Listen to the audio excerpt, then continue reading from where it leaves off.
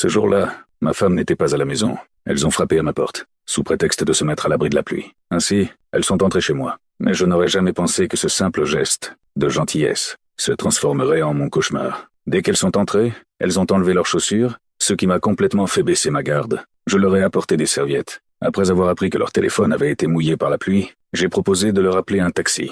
Cependant, la forte pluie a causé des retards, et le chauffeur ne pouvait pas arriver dans un court délai. Afin qu'elles ne prennent pas froid, je leur ai apporté des peignoirs propres. Et j'ai aussi préparé du café chaud. Lorsque j'ai mis leurs vêtements dans le sèche-linge, un bruit soudain a retenti dans la maison. Je me suis dépêché d'aller voir ce qui s'était passé, et j'ai découvert qu'elles avaient allumé mon tourne-disque et dansé avec mon chien. Je ne me suis pas mis en colère pour cela, mais les deux filles sont devenues de plus en plus audacieuses et curieuses. Elles m'ont demandé comment fonctionnait un tourne-disque. Par politesse, je leur ai expliqué quelques bases. Elles avaient l'air très surprises et se sont approchées de moi, avec une lueur d'admiration dans les yeux.